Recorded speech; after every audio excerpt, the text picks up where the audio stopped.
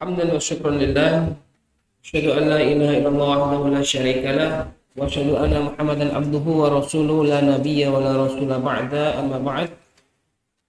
Baik, kita melanjutkan ke adab qada'il hajat. Qala al-musannif rahimahini wa rahimakumullah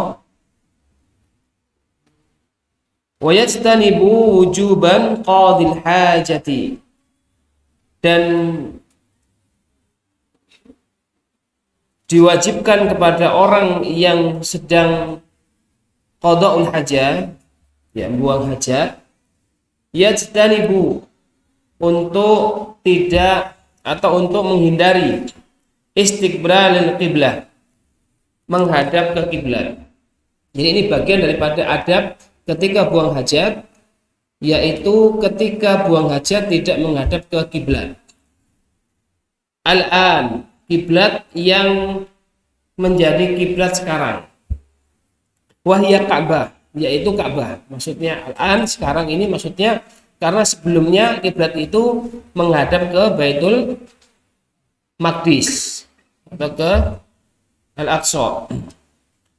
Nah, kiblat sekarang maksudnya wahyal Ka'bah, maksudnya adalah Ka'bah. Wastidbaraha, dan adabnya tidak membelakangi Ka'bah atau tidak membelakangi kiblat. Fi sahra'i, di sahra atau di tanah lapang, ketika buang hajat di tanah lapang. In lam yakun bainahu wa bainal qiblati satiron. In lam yakun bainahu wa bainal qiblati, kalau tidak ada antara dirinya, antara yang buang hajat dengan arah kiblat, satiron, yaitu adanya sater, penutup. Adanya sater atau penutup. Kalau ada saternya, ada penutupnya, maka tidak mengapa, maka tidak dilarang. Aukana walam yablugh thulusai dira'in, atau ada sater tapi saternya tidak setinggi 2/3 thulusai dira'in, tidak setinggi 2/3 dhira'. 1 dhira' itu kurang lebih ya 50 cm lah kurang lebih. Kalau dihitung dhira' pada umumnya manusia itu 1 hasta antara tangan sampai ke mirfaq, sampai ke siku. Nah, ini 1 hasta itu kurang lebih ya 45 sampai 50 cm. Berarti kalau 2/3 telah 45 cm lah. Berarti 2/3 dari 1 dhira' itu berapa? 30 cm. Maka seseorang ketika buang hajat ini ketika di tanah lapang loh ya, ketika di sahra.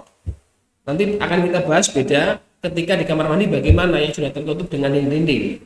Ini di tanah lapang, kalau kita pas buang hajat misal di padang Sahara atau di gurun pasir atau di tempat yang dia flat atau tanah lapang, maka kita adabnya tidak boleh menghadap kiblat atau membelakangi kiblat, kecuali ada satir, ada penutup.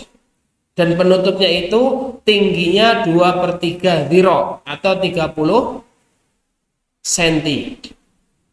Kalau tingginya tidak lebih dari 30 cm, itu berarti tidak boleh juga. Maksudnya tidak dalam setar adab, ya kita harus menghindari hal tersebut. 30 cm itu ya kurang lebih ya 3 kiloan lah, sekian itu. 30 cm.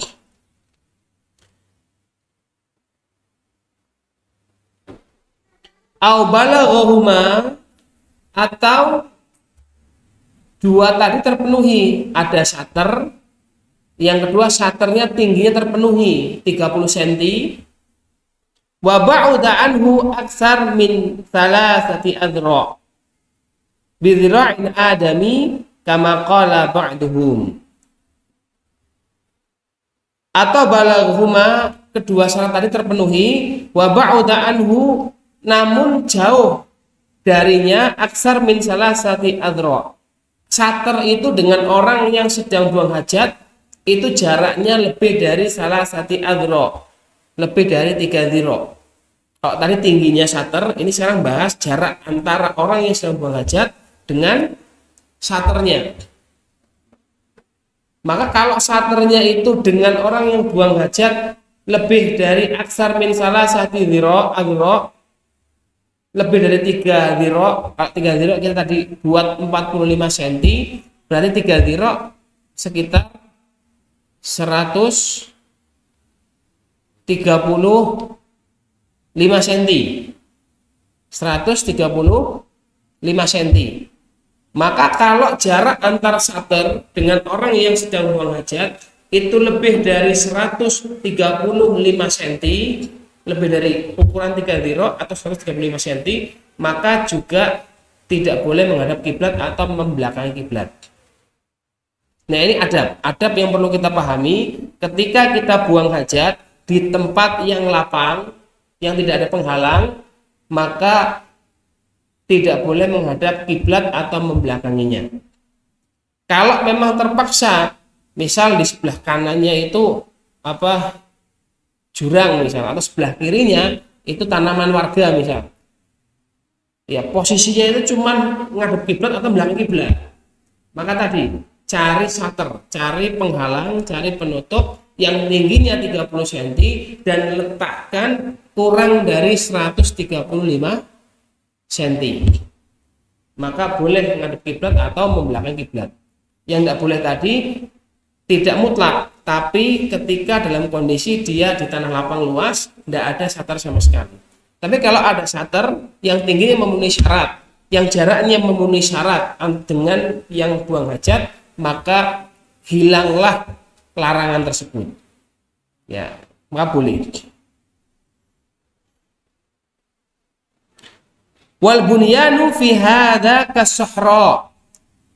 Bangunan dalam hukum masalah menghadap atau belakangi kiblat hukumnya sama kas-suhra, seperti di padang pasir. Misal kita dalam bangunan, gedung yang besar terkunci di dalam, misal ini, dan kita mau buang hajat di situ. Gedung itu tidak dibuat sebagai WC, tapi mungkin gedung besar, aula, kita terkunci di dalam, nggak bisa keluar, harus buang air kecil atau besar di situ dalam gedung itu. Maka hukum di dalam gedung yang luas itu sama dengan hukum kita ketika di luar di tanah lapang. Maka kalau mau buang air kecil, itu adabnya tidak boleh menghadap kiblat atau membelakanginya. Kalau terpaksa harus menghadap atau membelakangi kiblat, maka cari sater yang tingginya minimal 30 cm, taruh jaraknya atau untuk menutupi kita, jaraknya tidak lebih dari 135 cm. Berarti hilang larangan itu, sehingga kita dianggap tidak menghadap kiblat. Kenapa? Ada saternya. Kita di belakang sater, tidak langsung menghadap kiblat ketika buang hajat. Ini adab yang pertama. Bisyartil madkur, maka di dalam gedung pun sama. Di dalam gedung syaratnya sama seperti ketika di lapangan luas ketika buang hajat. Cuman ada pengecualian, ada bangunan yang dikecualikan. Al binaa mu'adda liqada'il hajah, kecuali al bina, bangunan, al mu'adda, yang memang disiapkan liqada'il hajah, untuk qada'il hajah. Misal WC dibangun untuk apa, Pak? Untuk tidur, untuk menerima tamu, apa untuk qada'il hajah? Untuk qada'il hajah. Maka WC itu mau ngadep kiblat, afdolnya kalau dari awal sudah paham jangan ngadep kiblat. Tapi kalau ngadep kiblat tidak masalah. Karena apa? Itu memang tempat yang sudah disiapkan untuk qada'il hajah, dan tempatnya biasanya sempit, tidak sampai 2 meter atau 5 meter, paling 1,5 meter. Artinya di depannya ada tembok, ada sater. Kalau pun luas pun, seandainya WC-nya luas 2 meter kali 2 meter, ya kamar mandinya 2 meter atau 2 meter, untuk qada'il hajah di situ disiapkan. Itu pun ketika ada kiblat tidak perlu pakai sater-sateran, karena memang bangunan itu dibuat tujuannya untuk qada hajat. Maka tidak perlu satar karena memang sudah maklum itu bangunan untuk qada hajat. WC, kamar mandi dan sebagainya.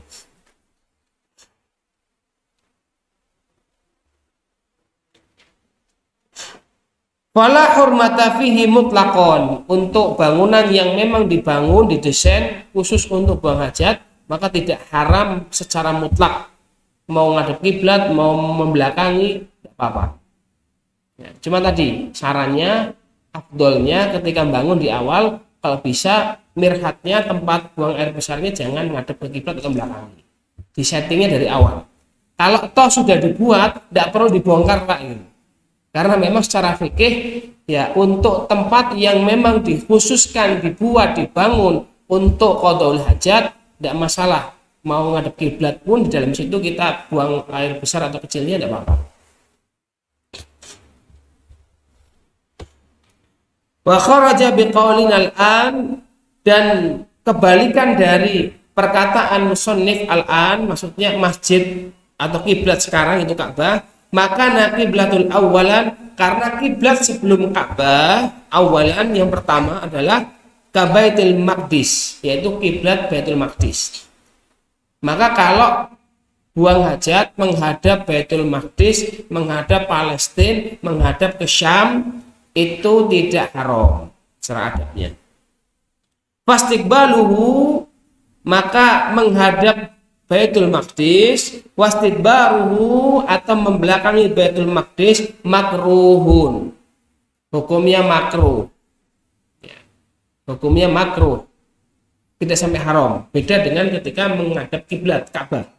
Kalau menghadap Baitul Maqdis hukumnya makruh, artinya lebih baik jangan dilakukan. Kalau terpaksa ya tidak ada konsekuensi, nggak berdosa. Ini berlaku untuk sofro ya, di tanah lapang luas atau di bangunan yang luas yang kita buang hajat di situ. Tapi kalau untuk bangunan yang dia dikhususkan untuk buang hajat maka tidak perlu ada satar, mau madhab manapun bebas. Wa yajtanibu adaban qadil hajah, orang yang sedang qada hajat secara adab itu untuk menjauhi al-baula wal ghaita, untuk menjauhi kencing dan buang air besar fil ma'ir raqid, di air yang raqid. Raqid itu air yang menggenang, seperti kolam renang ya, kolam renang. Jadi jangan buang air besar di kolam renang, nanti kasihan pengunjung yang lain. Atau termasuk buang air kecil di kolam renang ya, secara adab tidak boleh. Secara fikih sudah kita bahas kemarin. Kalau dia air sedikit kurang dari 200 liter, kita ambil pendapatnya 200 liter misal 2 kula ya, maka dia langsung jadi najis ketika ya kita kencing di situ misal, kena najis. Tapi kalau air yang lebih dari 2 kula atau lebih, dan mayoritas kolam renang itu kan lebih dari 200 liter karena banyak ya. Antum ketika renang kan udah bayar, kencing di situ di dalam karena malas ke kamar mandi naik-naik, secara hukum airnya itu nggak jadi najis, boleh. Tapi secara adab termasuk yang tidak diperbolehkan. Ya. Airnya nggak berubah jadi najis karena dia lebih dari 2 kula. Sampai kalau airnya berubah rasanya, berubah warnanya, berubah baunya, ya, yang datang misal satu sekolahan renang bareng kompakan ya, qadaul hajat semua dalam kolam renang jadi kuning itu air, nah itu baru jadi najis airnya. Tapi kalau nggak berubah enggak, karena dia lebih dari 2 kula. Kita sudah bahas di pembahasan air yang dulu. Maka termasuk adab tidak buang hajat di air yang raqid. Raqid itu menggenang, baik kolam renang atau mungkin waduk, tempat-tempat yang biasa buat mandi.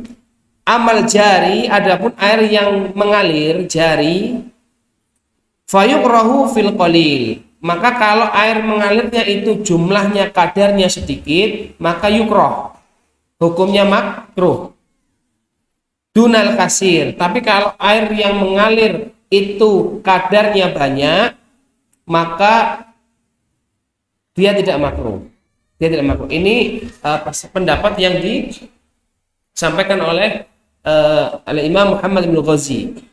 Lakinal ula, akan tetapi yang utama, yang lebih afdol,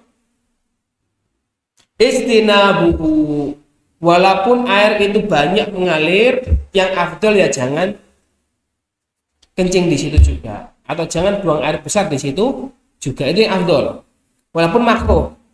Kalau airnya sedikit,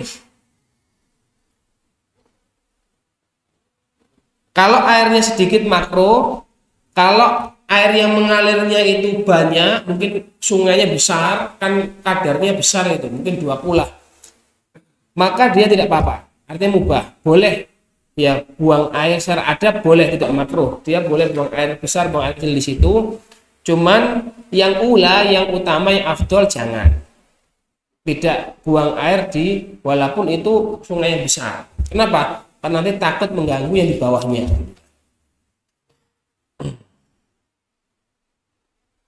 Wa bahasa Nawawi, dan Imam Nawawi membahas masalah ini, masalah air yang menggenang, baik air sedikit maupun banyak, dan air yang mengalir, airnya sedikit maupun banyak. Kalau mengenang sudah jelas. Ya, kalau airnya sedikit itu bisa membuat najis, maka nggak boleh, haram. Kalau yang airnya menggenang banyak, itu secara adab juga nggak boleh. Walaupun tidak merubah air jadi najis, kecuali berubah 3 rasa, warna, dan bau. Tapi secara adab itu tidak boleh. Tidak beradab buang air besar atau kecil di air yang menggenang walaupun banyak. Kemudian membahas masalah air yang mengalir. Ya, walaupun air yang mengalirnya jumlah sedikit itu makruh dan jumlah banyak itu mubah, boleh. Tapi Imam Nawawi lebih mengambil pendapat tahrimahu fil qalil jarian kana auraqidan. Imam Nawawi mengambil pendapat, kalau tadi Imam Ibnu Qasim berpendapat makruh. Ya, beliau menyampaikan atau memaparkan pendapat yang memakruhkan air yang mengalir tapi kadarnya sedikit, dia makruh ketika buang di situ. Tapi Imam Nawawi lebih menguatkan pendapat dari penelitiannya ketika membahas ini. Beliau lebih mengambil pendapat yang haram buang hajat di air yang mengalir yang kadarnya qalil, sedikit, kurang dari kulatain atau kurang dari 200 liter. Tapi kalau banyak ya boleh, walaupun kurang baik. Adab selanjutnya, wa yastanibu aidon, dan hendaknya orang yang buang hajat untuk menghindari al-baula wal ghaid, buang air kecil atau buang air besar, tahta syajarati al-muthmarati, di bawah syajarah, pohon al-muthmarah yang punya buah. Jadi pohon yang dia sedang berbuah, maka secara adab dilarang buang hajat di bawah pohon tersebut. Waqtal thamrati wa ghairahu, ketika musim berbuah atau musim yang lain. Maksudnya ketika berbuah apalagi, di musim yang lain juga tidak diperbolehkan. Alasannya ya nanti kalau buahnya jatuh terkena najis kita. Kalau jatuh aman, kan bisa diambil, dimakan dan sebagainya. Tapi kalau jatuh di buahnya najis, itu bisa menyebabkan ya terkena najis, bukan najis. Wa yajtanibu ma dzukira fi thariq al-masluki linnas, dan hendaklah orang yang qada'ul hajat secara adab yajtanibu, menghindari ma dzukira fi thariqil masluki linnas, tidak buang hajat di tempat jalannya, thariq jalannya al-masluk yang digunakan untuk berjalan, linnas manusia. Jadi termasuk adab dalam buang hajat, tidak buang hajat di tempat jalannya manusia. Kalau tempat itu adalah tempat lalu lalang manusia, tempat walaupun itu bukan jalan umum atau jalan yang resmi, tapi kita tahu di situ adalah jejak rumput yang diinjak banyak manusia, tempat jalan manusia, maka tidak boleh buang hajat di tempat jalannya manusia karena akan mengganggu. Istilah orang-orang kampung itu ya nanti khawatir banyak ranjau, kasihan ketika jalan nanti nginjak ranjau, ya ranjau darat. Itu bisa membuat kakinya pincang juga itu. Ini pulangnya kan denglek-denglek. Ranjau berbahaya juga. Maka bagian daripada adab tidak buang hajat di tempat jalannya manusia. Wa fi maudhi'i dhilli, dan tidak buang hajat di maudhi' tempat al-dhilli, tempat yang untuk berteduh, tempat yang bisa untuk berteduh. Soifan, ketika musim panas. Kenapa? Tempat yang bisa buat berteduh di musim panas itu tempat yang digunakan atau bermanfaat untuk manusia. Ketika panas, dia pasti akan mencari tempat untuk berteduh. Fidhilli, bisa di bawah pohon, bisa jadi di tempat bawah bangunan, ada bangunan apa gitu, tempat berteduhnya. Maka tidak boleh buang hajat di tempat berteduh di musim panas, atau tempat yang memungkinkan tempat itu bisa atau digunakan untuk berteduh di musim panas. Maka nggak boleh buang hajat di situ. Wa fi maudhi'i syamsi, atau sebaliknya di tempat matahari, syitaan, di musim dingin, di tempat untuk berjemur lah itu, di tempat terkena matahari, maksud tempat untuk berjemur di musim dingin. Kan di musim dingin ya orang banyak memiliki hajat untuk menghangatkan tubuhnya dari dinginnya musim, dinginnya udara di masa itu. Sehingga tempat-tempat yang memungkinkan terkena matahari dan akan digunakan berjemur oleh orang di musim dingin, maka tidak boleh, atau secara adab tidak boleh buang hajat di tempat tersebut. Wa fi thaqbi fil ardi, dan juga dalam thaqab. Thaqab itu lubang. Tidak boleh buang hajat di lubang fil ardi, yang berada di tanah. Wa huwa nazilul mustadiru, yaitu lubang yang masuk ke dalam bumi atau yang di dalam bumi, mustadir, yang dia bundar, ya bundar, lubang yang bundar dan masuk ke bumi. Maka tidak boleh buang air kecil biasanya di situ. Kadang kan ada iseng-iseng gitu, ada lubang sekalian dipancurin malah itu. Karena biasa di lubang-lubang tersebut adalah sarang atau tempat hewan. Kita nggak boleh ganggu hewan. Atau lubang tersebut tempat persemayamannya jin. Nanti kita ganggu jinnya. Walafdhu thaqbi saqitun fi ba'di nusakhil matin. Jadi lafaz sakbi ini untuk lubang di beberapa matan Abu Suja versi yang lain itu tidak ada. Tapi di sini ditampilkan ada. Kemudian adab selanjutnya, wala yatakallamu adaban, tidak berkata-kata, tidak ngobrol, tidak berbincang-bincang secara adab, li ghairi darurati, kecuali dalam keadaan darurat.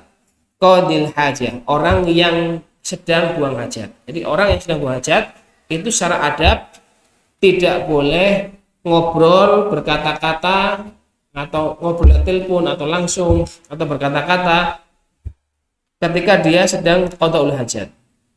Al-bauli wal ghaid, baik hajat kecil maupun hajat besar. Fa in da'at daruratu ilal kalami, kalau dalam keadaan dia terpanggil, idza da'at, kalau dia terpanggil daruratu ilal kalami, secara darurat, keadaannya darurat, dia dituntut untuk berkata, dia harus ngomong. Kaman ra'a hayyatan, sebagaimana orang yang melihat ada ular. Misal ketika dia buang hajat, dia melihat ada ular. Taksudu insanan, yang sedang menjalar atau jalan menuju ke seseorang, ke temannya misal. Lam yukrah kalamu hina idzin, maka orang yang sedang buang hajat dalam keadaan seperti itu darurat, ngomong boleh. Awas ada ular, pergi, boleh. Jadi dalam keadaan yang darurat itu boleh seseorang berkata ketika ngobrol atau berkata atau memperingatkan orang lain ketika buang hajat. Selebihnya ketika tidak darurat maka tidak dibolehkan secara adab untuk ngomong ketika kita buang hajat. Buang hajat itu ya fokus kita membuang atau mengeluarkan hajat kita, setelah itu selesai. Jangan ngobrol, jangan banyak ngelamun atau mencari inspirasi ketika buang hajat. Ini kan banyak kadang anak-anak muda itu nyari inspirasinya malah di WC gitu ya. Ya itu tempatnya setan, maka jangan lama-lama gitu. Ya langsung datang buang hajat, selesaikan. Ya, kalau mau penting ngomong setelahnya. Kecuali tadi darurat. Dalam keadaan darurat boleh. Maka makruhnya tadi qala yukroh atau lam yukrohu tidak masuk ke kategori makruh ketika memang darurat. Seperti tadi dicontohkan oleh Syekh, kaman ra'a hayyatan yaqsudul insanan. Ketika melihat seekor ular yang sedang berjalan mau menuju ke seorang manusia, temannya. Kemudian selanjutnya wala yastaqbilu syamsa, tidak menghadap ke matahari. Ketika buang hajat tidak menghadap ke matahari, yastaqbilu syamsa wal qamar, tidak juga menghadap ke bulan. Wala yastadbiruhuma, dan tidak juga membelakangi keduanya.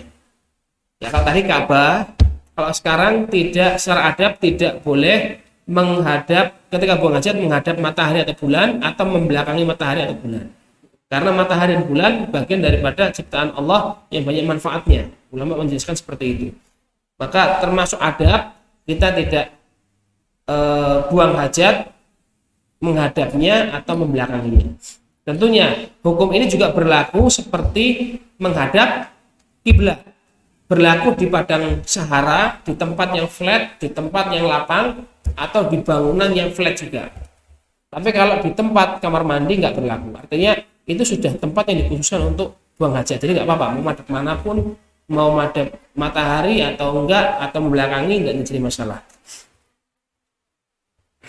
Maksudnya yakrahu lahu dzalika hala qada'il hajatihi, makruh baginya, yaitu makruh baginya dzalika, ketika melakukan itu menghadap matahari atau menghadap bulan atau membelakanginya, hala qada'il hajat, ketika dia buang hajat.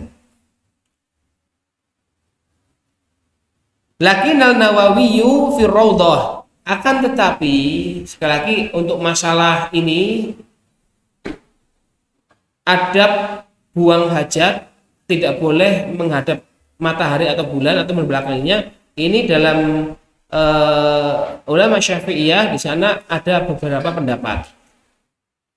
Antara lain tadi Imam Abu Suja, termasuk Syekh Ibnu Qasim juga mengambil pendapat yang ini bagian dari adab. Tapi Imam Nawawi berpendapat dalam kitabnya Raudhah wa Syarhul Muhadzab dan kitab syarah muhadzabnya, qala Imam Nawawi berkata, inna istidbarahuma, menghadap membelakangi keduanya, laisa bimakruh, tidak berhukum makruh. Jadi tidak masalah, beda sama kiblat. Kalau kiblat iya, kalau untuk matahari bulan menghadapnya nggak apa-apa, artinya nggak sampai hukum makruh. Ini pendapat yang diambil oleh Imam Nawawi. Wa qala fi syarhil wasit, dan beliau juga di kitab yang lain menjelaskan di kitab Syarah Wasit, inna tarka istiqbalihima wa istidbarihima sawaun, mau ngadep matahari atau bulan atau mau membelakanginya sawaun, tidak jadi masalah, sama saja, artinya boleh. Ini pendapat Imam Nawawi. Fa yakunu mubahan, itu perkara yang mubah, tidak sampai makruh.